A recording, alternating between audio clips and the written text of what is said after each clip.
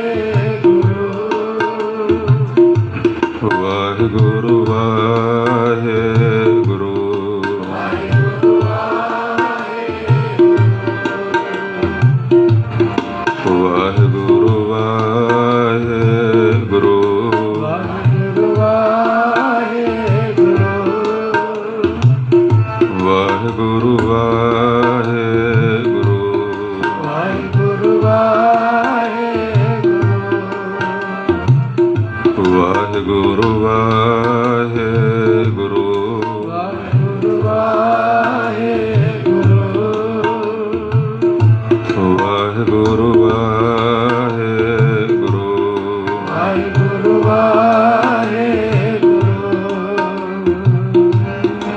ਵਾਹਿਗੁਰੂ ਵਾਹਿਗੁਰੂ ਵਾਹਿਗੁਰੂ ਵਾਹਿਗੁਰੂ ਵਾਹਿਗੁਰੂ ਵਾਹਿਗੁਰੂ ਵਾਹਿਗੁਰੂ ਵਾਹਿਗੁਰੂ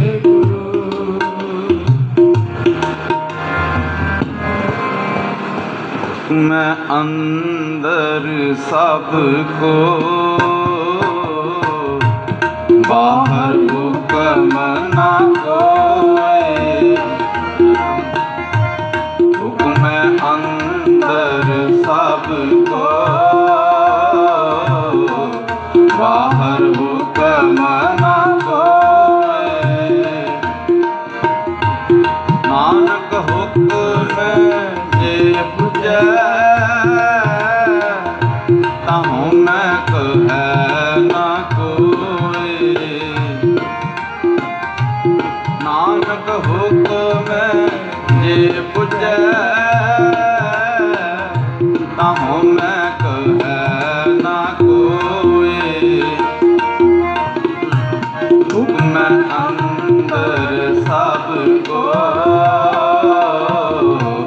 ਬਾਹਰ ਹੁਕਮ ਨਾ ਕੋਇ ਹੁਕਮ ਅੰਦਰ ਸਭ ਕੋ ਬਾਹਰ ਹੁਕਮ ਨਾ ਕੋਇ ਹੁਕਮ ਅੰਦਰ ਸਭ ਕੋ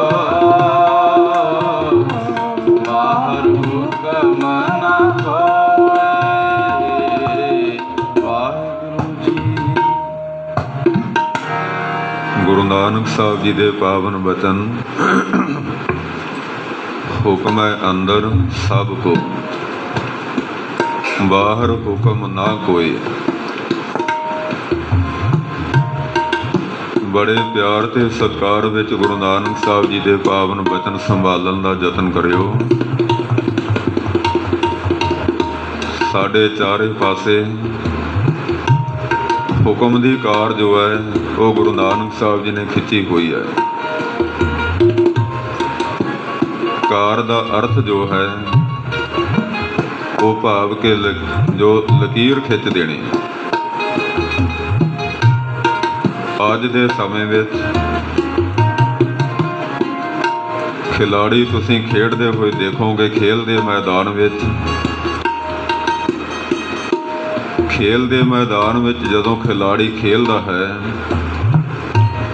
ਇੱਕ ਕਾਰ ਦੇ ਅੰਦਰ ਰਹਿ ਕੇ ਖੇਲਦਾ ਹੈ। ਇੱਕ ਲੀਕ ਖਿੱਚੀ ਹੋਈ ਹੈ ਖੇਲ ਦੇ ਮੈਦਾਨ ਦੇ ਚਾਰੇ ਪਾਸੇ। ਇਕਾਗਰਤਾ ਵਿੱਚ ਸੰਭਾਲਿਓ ਗੁਰੂ ਨਾਨਕ ਸਾਹਿਬ ਜੀ ਦੇ ਪਾਵਨ ਬਚਨ। ਅਗਰ ਉਸ ਲੀਕ ਤੋਂ ਬਾਹਰ ਚਲਿਆ ਜਾਏ ਖਿਲਾੜੀ ਖੇਡਦਾ ਹੋਇਆ, ਰੈਫਰੀ ਵਿਸਲ ਵਜਾ ਕੇ ਉਸ ਨੂੰ ਵਾਪਸ ਉਸੇ ਵਕਤ ਬੁਲਾਏਗਾ ਕਿ ਇਹ ਤੋਂ ਲੀਕ ਤੋਂ ਬਾਹਰ ਚਲੇ ਗਿਆ ਹੈ, ਇਸ ਕਾਰ ਤੋਂ ਬਾਹਰ ਤੋਂ ਚਲੇ ਗਿਆ ਹੈ। ਇਹ ਵੱਖਰੀ ਗੱਲ ਹੈ ਤੂੰ ਕੋਈ ਬੜੇ ਜ਼ੋਰ ਨਾਲ ਖੇਲਿਆ ਹੈ, ਪਰੰਤੂ ਜਿਸ ਤਰ੍ਹਾਂ ਦੀ ਖੇਲ ਤੋਂ ਖੇਲ ਚੁੱਕਾ ਲੀਗ ਤੋਂ ਬਾਹਰ ਜਾ ਕੇ ਉਹ ਪ੍ਰਵਾਲ ਨਹੀਂ ਹੋਈ। ਨੰਬਰ ਨਹੀਂ ਕਦੀ ਵਾਸਤੇ ਵੀ ਪ੍ਰਾਪਤ ਹੋ ਸਕਣਗੇ ਤੈਨੂੰ। ਜੇ ਚੰਗੇ ਨੰਬਰ ਪ੍ਰਾਪਤ ਕਰਨੇ ਨੇ ਖੇਲ ਦੇ ਮੈਦਾਨ ਵਿੱਚ, ਆ ਜਿਹੜੀ ਲੀਕ ਹੈ ਜੋ ਕਾਰ ਕੱਢੀ ਚਾਰੇ ਪਾਸੇ, ਇਸ ਦੇ ਅੰਦਰ ਹੈ ਕਿ ਤੂੰ ਆਪਣੀ ਖੇਲ ਹੈ ਉਹ ਖੇਲ ਸਕਦਾ ਹੈ। ਖਿਲਾੜੀ ਰੈਫਰੀ ਦੀ ਗੱਲ ਸੁਣ ਕੇ ਮੰਨਦਾ ਹੈ, ਸੱਤ ਬਚਨ ਕਹਿ ਕੇ ਪ੍ਰਵਾਨ ਕਰਦਾ ਹੈ। ਖੇਡਦਾ ਹੋਇਆ ਖੇਲ ਦੇ ਮੈਦਾਨ ਵਿੱਚ ਕਦੀ ਲੀਗ ਤੋਂ ਬਾਹਰ ਫਿਰ ਉਹ ਆਪਣਾ ਕਦਮ ਨਹੀਂ ਰੱਖਦਾ। ਉਸ ਨੂੰ ਪਤਾ ਹੈ ਕਿ ਇਹ ਖੇਲ ਜਿਹੜੀ ਪ੍ਰਵਾਲ ਨਹੀਂ ਹੋਣੀ ਜੇ ਮੈਂ ਲੀਗ ਤੋਂ ਬਾਹਰ ਚਲੇ ਗਿਆ। ਗੁਰੂ ਨਾਨਕ ਸਾਹਿਬ ਜੀ ਦਾ ਪਾਵਨ ਵਚਨ ਖਿਆਲ ਕਰਿਓ। ਸੱਚੇ ਪਾਤਸ਼ਾਹ ਜੀ ਨੇ ਇੱਕ ਓੰਕਾਰ ਉਚਾਰਨ ਕੀਤਾ ਜਦੋਂ, ਤੁਸੀਂ ਦੇਖਿਆ ਕਿ ਓੰਕਾਰ ਦੀ ਜੋ ਲੀਕ ਹੈ, ਜੋ ਕਾਰ ਹੈ, ਉਹ ਬਹੁਤ ਲੰਬੀ ਖਿੱਚੀ ਹੋਈ ਹੈ। ਉਸ ਦਾ ਭਾਵ ਕਿ ਸਿੱਖ ਆਪਣੀ ਜ਼ਿੰਦਗੀ ਵਿੱਚ ਜੋ ਗੁਰੂ ਨਾਨਕ ਸਾਹਿਬ ਜੀ ਨੇ ਆਪਣੇ ਹੁਕਮ ਦੀ ਕਾਰ ਕੱਢ ਦਿੱਤੀ ਹੈ, ਉਸ ਕਾਰ ਤੋਂ ਬਾਹਰ ਕਦੀ ਵਾਸਤੇ ਨਾ ਜਾਏ। ਉਹ ਕਾਰ ਕੱਢੀ ਹੋਈ ਹੈ। ਇੱਕ ਵਾਰ ਮੈਂ ਆਪ ਜੀ ਨੂੰ ਯਾਦ ਕਰਾ ਦਿਆਂ, ਬਚਨ ਆ ਵੀ ਚੁੱਕੇ ਨੇ ਪਿੱਛੇ, ਹੁਕਮੀ ਹੋਵਨ ਆਕਾਰ। ਹੁਕਮ ਦੀ ਬਹੁਤ ਲੰਬੀ ਜੋ ਕਾਰ ਤੇਰੇ ਚਾਰੇ ਪਾਸੇ ਕੱਢੀ ਹੋਈ ਹੈ। ਜੇਕਰ ਤੂੰ ਖੇਲ ਖੇਲਣੀ ਹੈ ਆਪਣੀ ਜ਼ਿੰਦਗੀ ਵਿੱਚ, ਇਸ ਹੁਕਮ ਦੀ ਕਾਰ ਦੇ ਅੰਦਰ ਰਹਿ ਕੇ ਖੇਲੀ। ਗੁਰੂ ਨਾਨਕ ਸਾਹਿਬ ਜੀ ਕਹਿੰਦੇ ਤੈਨੂੰ ਬਹੁਤ ਵੱਡੀ ਪ੍ਰਾਪਤੀ ਹੋਏਗੀ।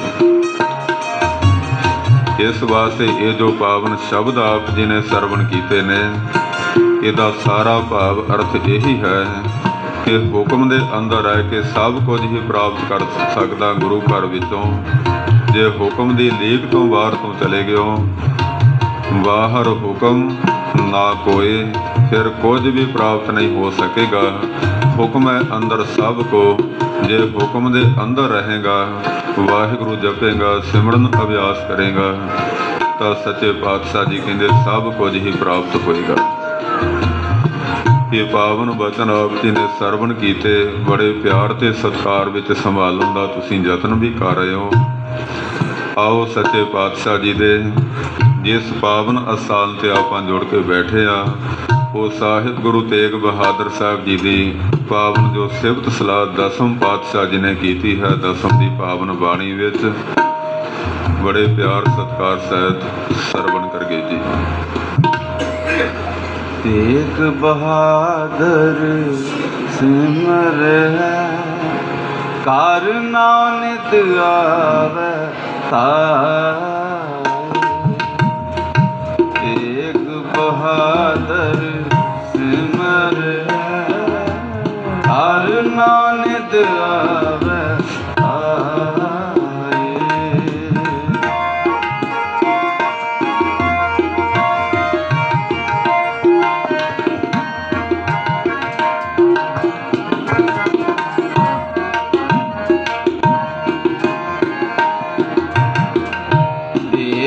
ਬਹਾਦਰ ਸਿਮਰ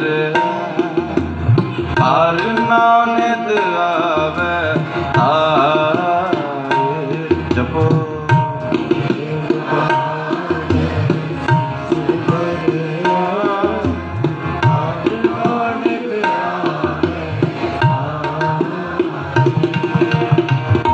ਤੇਗ ਬਹਾਦਰ ਸਿਮਰ ਕਰ ਨਾਨਕ ਆਵੇ ਤਾਰੇ।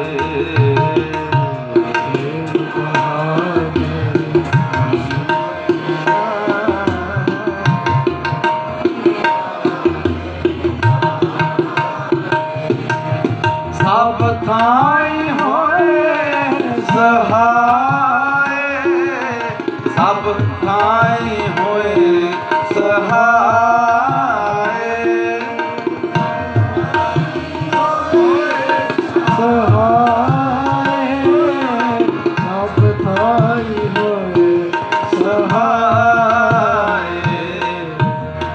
ਤੇਗ ਬਹਾਦਰ ਸਿਮਰ ਕਰ ਨਾਨਕ ਆਵੇ ਤਾਰੇ। ਤੇਗ ਬਹਾਦਰ ਸਿਮਰ ਕਰ ਨਾਨਕ ਆਵੇ ਤਾਰੇ।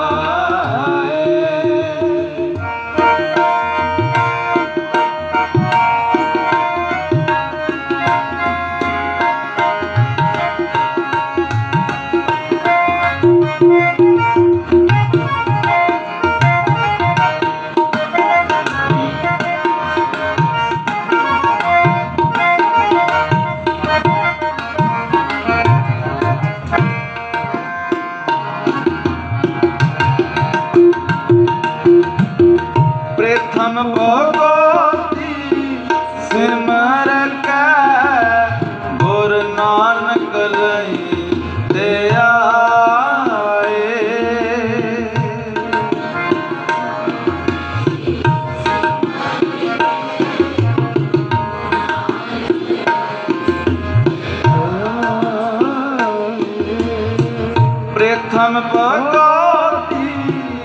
सिमर कै गुरु नानक रही आए।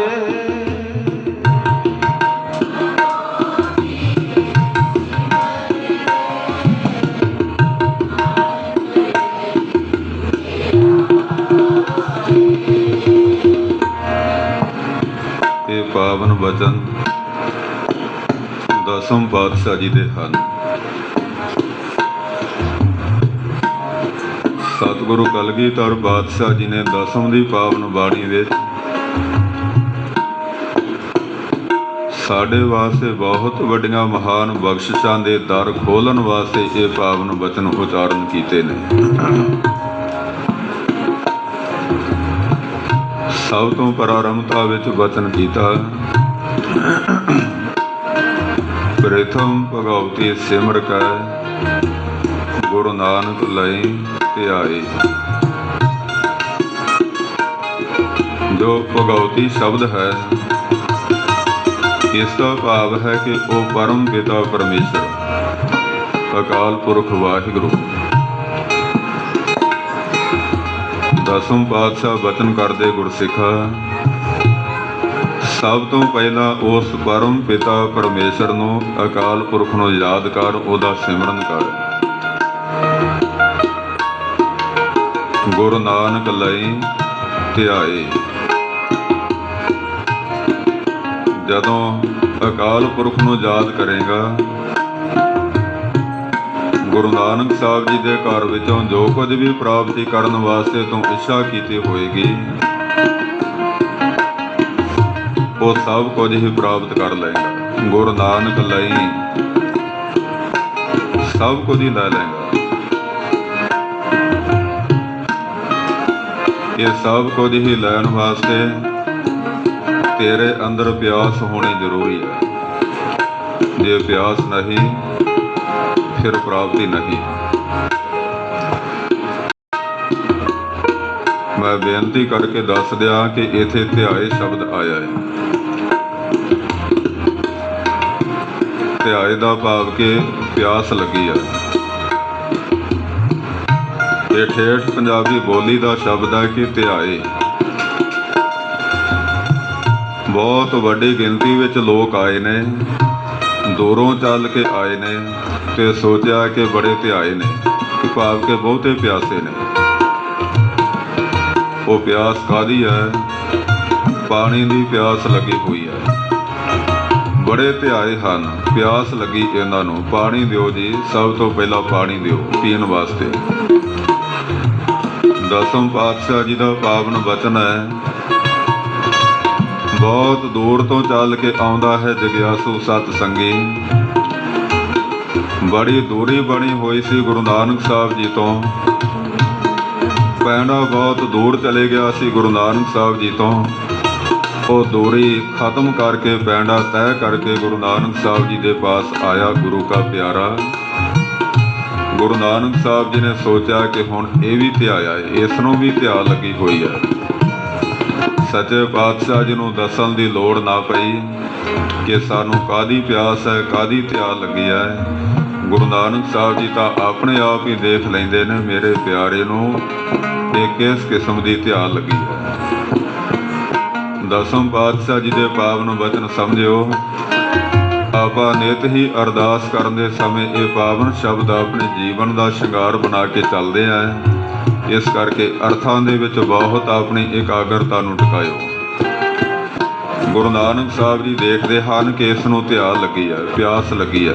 ਗੁਰੂ ਨਾਨਕ ਲਈ ਧਿਆਏ। ਗੁਰੂ ਨਾਨਕ ਸਾਹਿਬ ਜੀ ਦੇ ਪਾਸੋਂ ਤਾਂ ਹੀ ਕੁਝ ਲੈ ਸਕਦਾ ਹੈ ਜੇ ਪਿਆਸ ਲੱਗੀ ਹੋਏਗੀ। ਆਓ ਦਸਮ ਪਾਤਸ਼ਾਹ ਜੀ ਕਿਸ ਤਰ੍ਹਾਂ ਵਚਨ ਕਰਦੇ ਨੇ, ਜਰਾ ਸਰਵਣ ਕਰੀਏ। ਪ੍ਰਥਮ ਭਗਉਤੀ ਸਿਮਰ ਕੈ ਗੁਰੂ ਨਾਨਕ ਲਈ ਧਿਆਏ।